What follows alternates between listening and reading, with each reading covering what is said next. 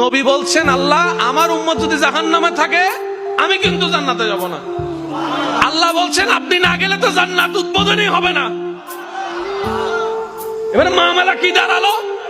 আল্লাহ পাক বলে যে আমি তাহকামুল হাকিমিন নিজেকে বলেছি, বিচার না করলেও তো জিনিসটা সুন্দর হয় না।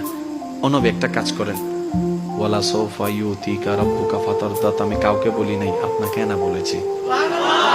ওমা আরসালনাকা ইল্লা রাহমাতাল লিল আলামিন, কারো সম্পর্কে নাজিল করি নাই, আপনাকে দিয়েছি। ওয়ালাল আখিরাতু খায়রুল লাকা মিনাল উলা, কাউকে বলি নাই, আপনাকে বলেছি। আর আমি আল্লাহ ভালো করে জানি আপনি হচ্ছেন উম্মতের দরদি নবী।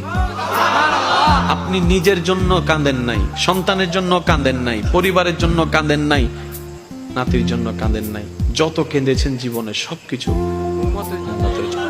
এমনকি হাসরের ময়দানে যখন সর্বপ্রথম আমাদের নবীকে আল্লাহর হুকুমে তোলা হবে, আমাদের নবী উঠেই জিব্রাইল আলাইহিস সালামকে প্রথম প্রশ্ন করবে, ও আমার ভাই জিব্রাইল, আমার উম্মতগুলা কোথায়? আইনা উম্মতি, আইনা উম্মতি, আমার উম্মত কোথায়, আমার উম্মত কোথায়, আমার উম্মত কোথায়? আমি উঠার আগেই নাকি আমার উম্মতকে জাহান্নামে দিয়ে দিয়েছো নাকি? আমার উম্মত কোনো জাহান্নামে চলে গেছে নাকি? জিব্রাইল বলবে, ইয়া রাসূলুল্লাহ, প্রথমেই আপনাকে তোলা হয়েছে, এখন আর কাউকে তোলা হয় নাই, প্রথমেই আপনি উঠেছেন। আমার নবী বলবে, আমার উম্মতগুলা কোথায়? জিব্রাইল বলবে, ইয়া রাসূলুল্লাহ, এখনো তারা উঠে নাই, উঠবে একটু পরে। নবী দৌড়ায় চলে যাবে আল্লাহর রহমতের দরবারের দিকে।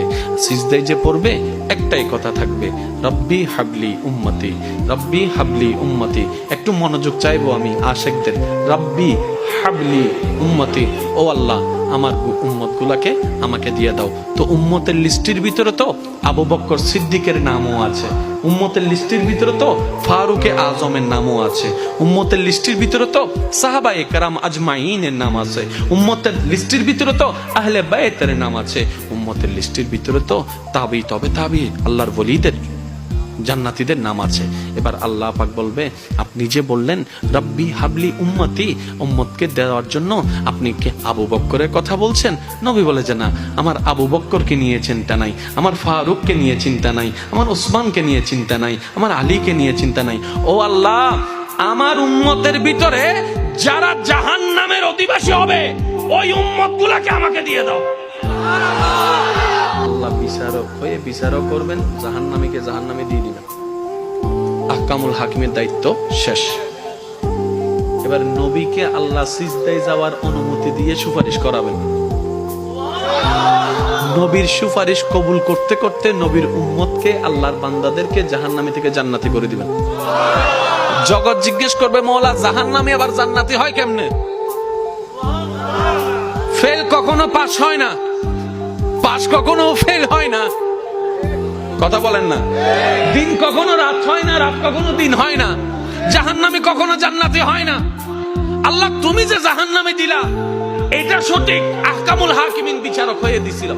আল্লাহ জান্নাত পাইলো কেমনে? কয় তোরা কি পড়স নাই সূরা ফাতিহা 3 নম্বর লাইন, মালিক ইয়াউমিদ্দিন, আমি মালিকও, আমি বিচারকও, আমি মালিকও। বিচারক হয়ে বিচার করেছি, যার যতটুকু প্রাপ্য তাকে সেটা দিয়েছি, বিচার শেষ।